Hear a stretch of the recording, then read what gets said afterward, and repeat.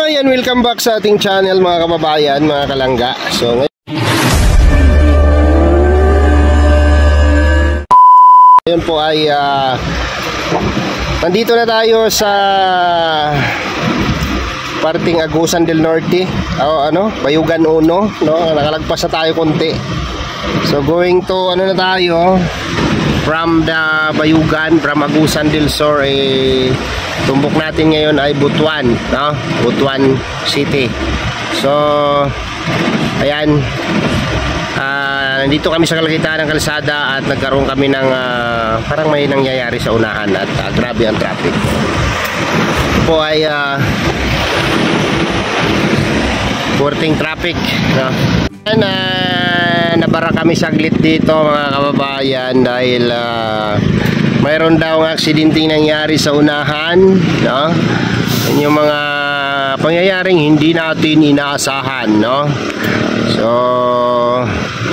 lagi nating isurrender kay Lord ang lahat ng pangailangan natin at buhay natin. O siyempre, hingi natin yung proteksyon sa ating biyahe bago tayo umalis, no? Panalangin. So ito po ay papunta na kami ng Butuan. Ayan, makikita nyo po yung bus na yan, papunta pong Butuan. Yan, Butuan Agsurtransco. So traffic po kami ngayon sa oras na ito at mayroon pong pangyayari sa labas sa gitna ng kalsada na hindi pa namin alam kung ano ang dahilan. So ito na po sa mga papuntang Butuan ay sinakop na po lahat ng kalsada at hindi na po nila natiis at wala nang madadaanan yung sa kasalubong namin. Ayan, dalawang linya na, no? So yan yung mga sinasabing kamuti kamuting driver, no? O di sama-sama na tayo dito, inubos na natin yung linya. O paano yung kasalubong natin ito hindi na makadaan? So pare-parehas tayong barado nito. So tingnan natin sa unahan, no? At tatayo tayo dito sa kay Bungo. Kasi nandito kami, still alive pa rin yung dalawang mga dito, mga person, no? Kita nyo naman, medyo okay pa naman yung mga mukha namin. Si Victor madilim na rin, no? Madilim na rin yung mukha ni Victor. So ito, tignan nyo, namin ng lawig yung yung mga nabili nilang pasalubong. So limited lang yung bilhin kasi nahirapan naman kami dito. Hindi na kami halos makagalaw ni Victor dito. So pinigil ko na, gusto pa nilang bumili kasi wala nang malagyan, lalo na durian po yung bibili nila. Naku po, pag nasagi mo yon, tapos. So as per ng nito, mga tao na tinatanong-tanong dito ay may nangyari daw, no? May bumaliktad daw na hauler sa unahan.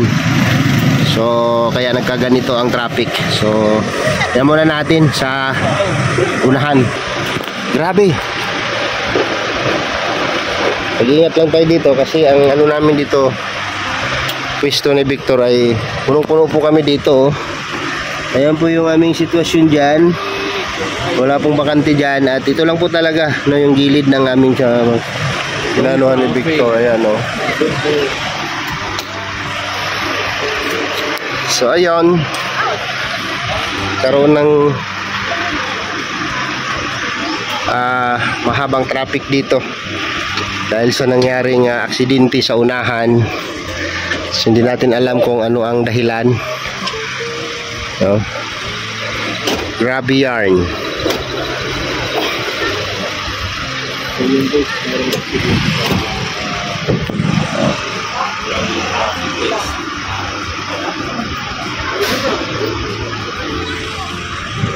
Grabe yung kahoy, oh. Ano po ito? Plakata, no? Ito po yung produkto dito sa Agusan del Sur and Agusan del Norte, no? Yung mga kahoy na yan, no? Barado talaga, oh. Sobra. Ang layo pa po namin, guys. Almost 4 hours pa po papuntang Lipata Port. Layo pa? Layo pa. Sobrang layo pa po, no? 3 hours and 45 minutes pa from here. And then nagkaroon tayo ng problema ngayon. Tabi pa namin tong laki ng tambak ng kahoy, oh, yung truck. Pag yan ay bumuslog dito, paktay tayo diha, no? Tapos umaambon pa, ay ano, kumukulimlim ang panahon. Grabe yan. Alright. Oh, mahaba na. Nasa ano na tayo, 10 minuto na tayong nandito, no? Ngayon ko lang naisip mag video. Grabe.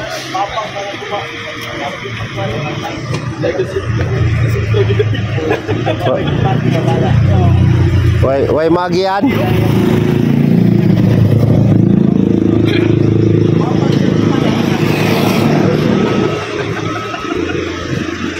Paktay tayo diha. Oh, si Inchik lumabas, si Inchik. Oh, si Inchik lumabas. Ano nangyari kay Inchik?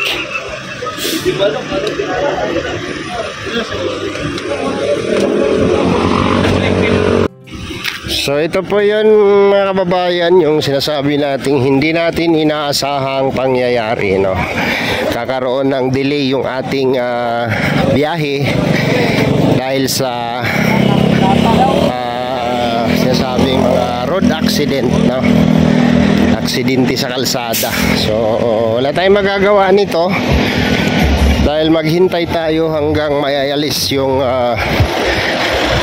na-aksidente dyan sa unahan, no? Yan yung hintayin natin na maalis yan. So pupunta namin sa unahan, no? Pupunta namin sa dulo kung ano yung sitwasyon dito para malaman natin. Ay grabe, oh, grabe yung habal-habal, ah. Yan po yung mga habal-habal dito sa Agusan, no? Sa Bayugan, Agusan del Sur, Agusan del Norte. Uso ng habal-habal, parang sa Bukidnon din, no? Na ano, so kung totoo yung sinabi nilang bumalagbag sa gitna ng kalsada, maghintay talaga tayo na maalis yan bago tayo makalusot dito, no? Ano to, mahirap ito.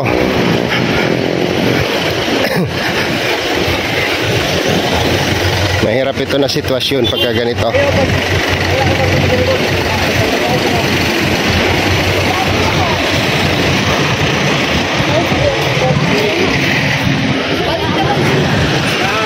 Agoy, matindi ito, no?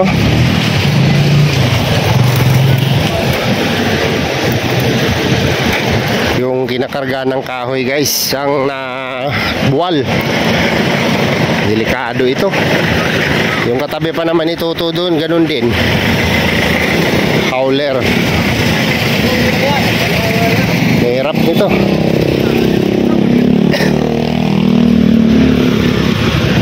So napakahaba na po ng pila from Davao going to Surigao, guys. At ito yung naging sanhi ng traffic ngayon, kaya nagkaganito to. So sa lubong walang makalusot yung pasalubong namin at yung papunta wala rin. At yan si Inchik, o naglalakad si Inchik.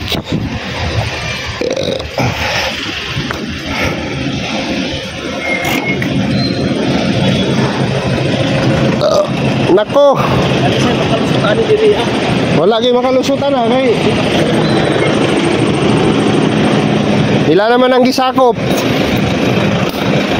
wala na yung makasugat, oh. Ito yung sinasabi, guys, ng mga kamuting driver. Mga kamuting driver, paano pa makalusot dyan? Sinakop na nila dyan.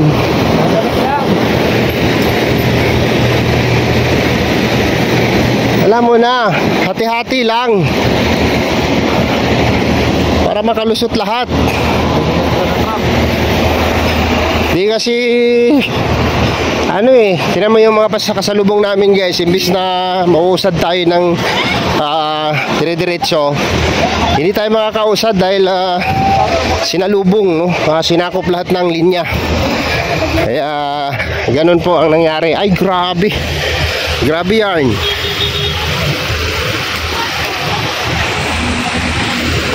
Anong nangyari? Naplatan.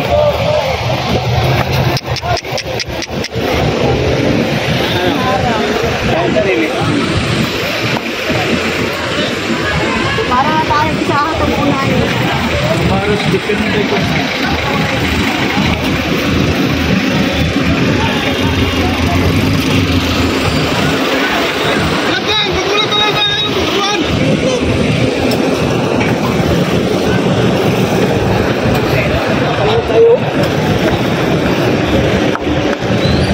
Ako, delikado yan pag bumitaw yung tali na yan.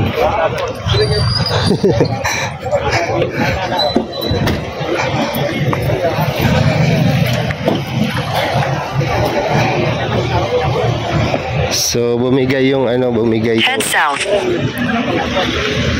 yung tali. Nahulog ang kahoy. Grabe no.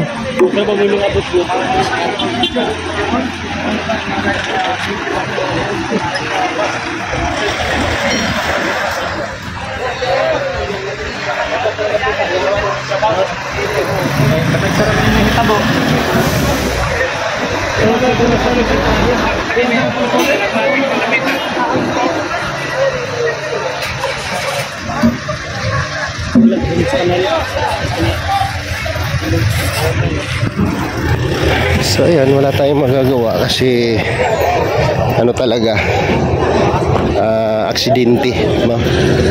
Delikado yan bro, yung kahoy. Makakalusot naman dahan-dahan ito.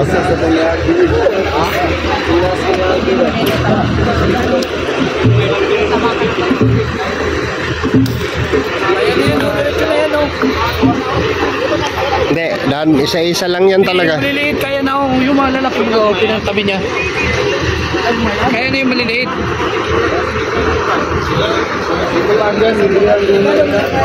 Tarabangan natin si Toto. Hindi si Toto. Ay yung driver. Puro ngayon yung problema. To, sino doon sakyan? Si Mario nandun? Nakakalusot na yung maliliit oh. Makalusot man ang gagmay. Ang gagmay lang sir. Wala na control din iba. Wala lang nagkuhan.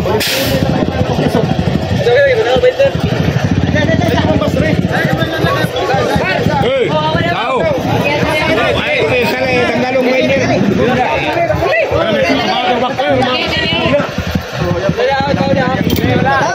Sento, tao alis.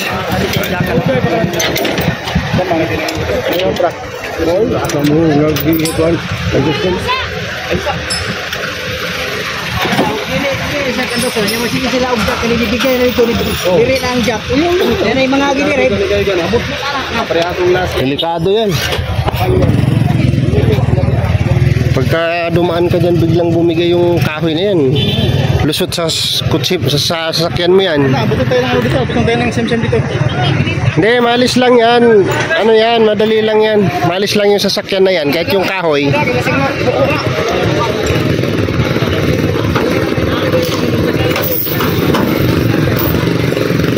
Buti nga kalangga, no? Bisa magiging mo sa talaga, no? Kasi ano lang, siguro nabalik siguro yung chances.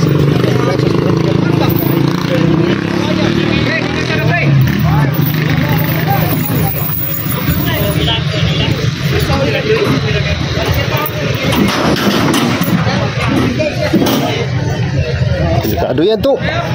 Ayaw sa kay Michael Bender. Ford, ayaw sa kuha sa Bender.